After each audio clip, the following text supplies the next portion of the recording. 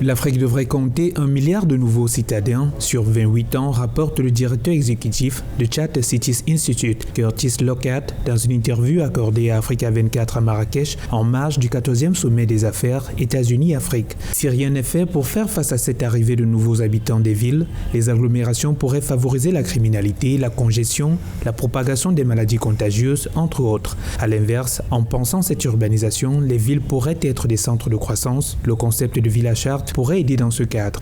What we're really about is empowering new cities with better governance to lift tens of millions of people. Ce que nous voulons vraiment, c'est donner aux nouvelles villes les moyens d'une meilleure gouvernance pour sortir des dizaines de millions de personnes de la pauvreté, et nous voulons le faire en construisant de nouvelles villes à charte. Une ville à charte n'est qu'une ville nouvelle, une ville à charte n'est qu'une nouvelle génération de zones économiques spéciales. Les villes à charte sont comme les zones économiques spéciales, mais elles ont une échelle de ville, une résidence urbaine et une plus grande autorité déléguée pour établir de nouvelles règles au sein de la juridiction de la ville qui permettra de créer un meilleur environnement commercial. Nous pensons que cela peut être un moyen d'attirer les investissements, de stimuler la création d'entreprises et la création d'emplois et de promouvoir l'innovation de la bonne gouvernance. Tout cela peut aider à relancer la croissance économique dans cette ville et aider les populations à sortir de la pauvreté et à prospérer.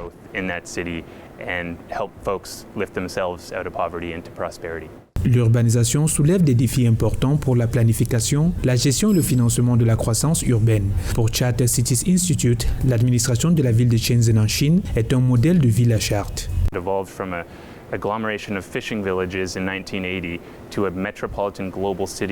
Elle est passée d'un groupe de villages de pêcheurs en 1980 à une ville mondiale métropolitaine de plus de 20 millions d'habitants aujourd'hui. C'est la troisième plus grande ville économique de Chine après Pékin et Shanghai. Une croissance exceptionnelle en très peu de temps. Qu'a fait Shenzhen? Il a fait deux choses. Il a délégué l'autorité de Pékin et du Parti communiste chinois aux responsables locaux de Shenzhen, ce qui a permis aux responsables d'innover et d'expérimenter de nouvelles politiques afin de créer un environnement commercial plus propice. Deuxièmement, ils ont autorisé 4 réglementations commerciales plus libéralisées et un droit commercial plus libéralisé dans la juridiction de Shenzhen. C'est pourquoi je dis que vous pouvez considérer Shenzhen comme une ville à charte proto et nous voulons nous inspirer de ces modèles de zones économiques spéciales en Chine.